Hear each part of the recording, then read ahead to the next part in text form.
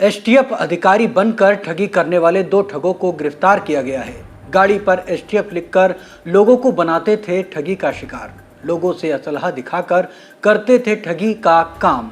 STF ने फर्जी STF कर्मियों शिवम शर्मा और हिमांशु शर्मा को किया गिरफ्तार। इनके पास से असलहा, नकली पिस्टल, गाड़ी और मोबाइल बरामद हुआ है। सचिन मीणा से पूछताछ में हुआ है बड़ा खुलासा। सीमा हैदर पाकिस्तान से भारत में कैसे दाखिल हो, ये प्लान सचिन ने तैयार किया था। पाकिस्तान से किस रूट से सीमा हैदर भारत में आएगी, ये पूरा रूट मैप सचिन ने ही बनाया था।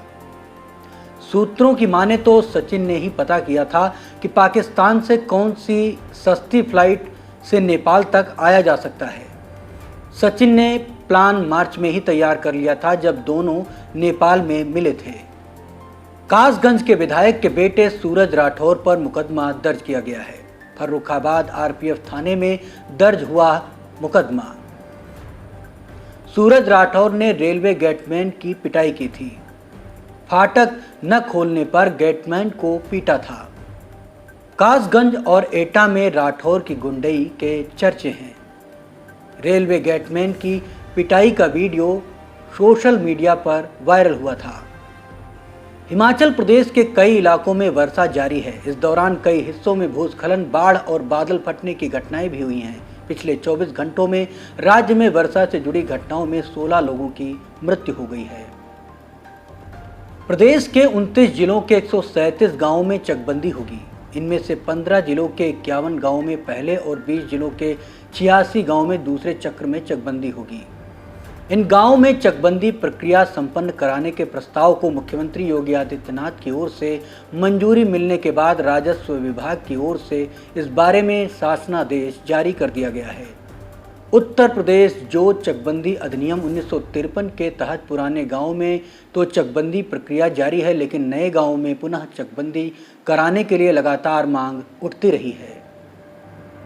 इस संबंध में मुख्यमंत्री ने गांव में पुनः चकबंदी कराने के लिए सभी तथ्यों की जांच कराकर इस बाबत नए प्रस्ताव तैयार कराने का निर्देश दिया था। मुख्यमंत्री के निर्देश के क्रम में उनके सलाहकार अवनीश कुमार अवस्थी ने पिछले माह प्रदेश में चकबंदी प्रक्रिया की स्थिति की समीक्षा की थी। समीक्षा में गांव में चकबंदी कराने की जरूरत महसूस की गई। इसी क्रम में मुख्यमंत्री की ओर से 137 गांवों में पुनः चकबंदी प्रसार के प्रस्ताव का अनुमोदन किया जा चुका है। इन गांवों में चकबंदी से किसानों के लिए चकरोड, खलिहान, चारागाह आदि के लिए भूमि उपलब्ध होगी। गांवों में स्कूल, खेल के मैदान व अन्य विकास कार्यों के लिए भी भूमि उपलब्ध हो सकेगी।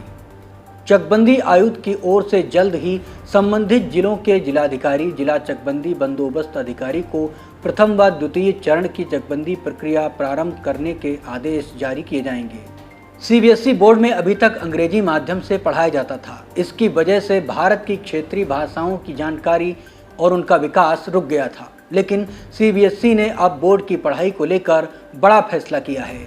बोर्ड के मुताबिक सभी स्कूलों में एलकेजी से लेकर 12वीं क्लास तक भारतीय भाषाओं का उपयोग किया जाएगा। इससे शिक्षा में बहुभाषाओं का चलन तेज होगा। बच्चे अधिक से अधिक भाषाएं सीख पाएंगे। भाषाओं की वजह से पढ़ाई रोकनी नहीं पड़ेगी। सीबीएसई के अनुसार यह नई शिक्षा नीति एनईपी 2020 में जारी किए गए बदलावों के अनुरूप होगा। इस फैसले से युवा स्टूडेंट के लिए एक से अधिक भाषाएं महत्वपूर्ण होगी। इससे विद्यार्थियों को काफ़ी लाभ होगा। स्टूडेंट को क्षेत्रीय भाषाएं सीखने पर विशेष ध्यान दिया जाएगा। कई भाषाओं की जानकारी दी जाएगी। बोर्ड की ओर से इस संबंध में 21 जुलाई को नोटिस भी जारी किया गया है। सीबीएसई ने कहा है कि सभी स्कूल भारतीय संविधान की अनुसूची 8 में लिखित सभी भारतीय भाषाओं का इस्तेमाल बेसिक फेज से लेकर मिडिल फेज के अंत तक, यानी एलकेजी से लेकर 12वीं तक के लिए वैकल्पिक माध्यम के रूप में, विकल्प के रूप में विचार कर सकते हैं। हालांकि ऐसा करना सभी स्कूलों के लिए एक बड़ी चुनौती होगी। इसके लिए योग्य जानकार शिक्षक ढूंढना होगा, लेकिन छात्रों के लिहाज से देखा जाए तो यह फायदेमंद होगा। छात्र इससे अपनी मातृभाषा में पढ़ाई कर पाएंगे, एक से अधिक भाषा का ज्ञान भी ले पाएंगे। केंद्रीय शिक्षा मंत्रालय की ओर से एनसीईआरटी को 22 अनुसूचित भाषाओं में नई पाठ्यक्रम की पुस्तकें छापने के निर्देश दे दिए गए हैं। कहा जा रहा है कि ये किताबें अगले साल नए सेशन से मौजूद हो सकती हैं। सीबीएसई मौजूदा समय में देश की सबसे बड़ी बोर्ड है। हर साल 10वीं 12वीं में 30 लाख से अधिक छात्र परीक्षा में भाग लेते हैं।